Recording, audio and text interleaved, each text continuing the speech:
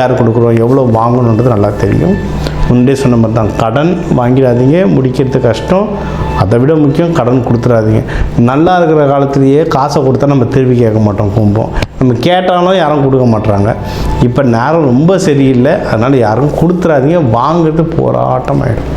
Okay, திருமண தலங்கள் தான் ஜாஸ்தியாக இருந்ததுங்க கும்பத்துக்கு. இந்த வருஷம் எண்டிலெல்லாம் திருமணம் அந்த ரூட்டு கிளியர் ஆகிடும். ஏன்னா ராகு கேது பயிற்சிக்கு அப்புறம் கும்பத்துக்கு வந்து கல்யாணத்துக்கான ரூட்டு கிளியர் ஆகிடும். அதனால் நோ வரிஸ். இந்த மாதம் வந்து அதுக்கான முயற்சி கேட்டுங்க. இந்த மேட்ரிமனியில் போடுறதோ, புரோக்கர்கிட்ட பேசுகிறதோ, இல்லை தெரிஞ்சவங்க யாராவது இருந்தாங்கன்னா அவங்ககிட்ட பேசுகிறதோ, அதெல்லாம் ட்ரை பண்ணுங்கள்.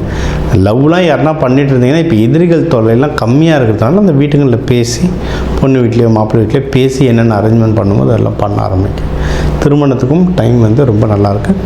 பெஸ்ட்டு மகப்பேறு.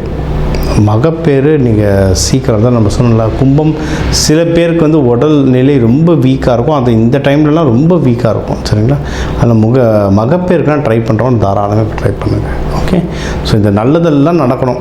என்னை வந்து சேஃபாக பார்த்துக்கூட ஆண்டவா அப்படின்னா எந்த ஆண்டவங்கிட்ட வேணும்னா சனி பகவான் வீடு, சனி பகவான் கிட்ட தான், மங்கள சனீஸ்வரர்கிட்ட வழிபடுங்க. அதாவது சனீஸ்வரர் ஜேஷ்டா தேவி, குளிகன் மாந்தி அவங்க குழந்தைங்களோட மனைவி குழந்தைங்களோட இருப்பார் மங்கள சனீஸ்வரர், அவரை வழிபடுங்க. சரிங்களா? ரங்கநாதர் ரங்கநாயகியை வழிபடுங்க கண்டிப்பாக. ஏன்னா ராகு பகவான் உங்கள் ஜென்மத்தில் இருக்கிறதுனால ரங்கநாதர் ரங்கநாயகி வழிபடுங்க. சிவபெருமன் பார்வதி டிஃபால்ட், அவங்களையும் வழிபடுங்க. இவங்களெல்லாம் வழிபட வாழ்க்கையில் சிறப்பிங்க.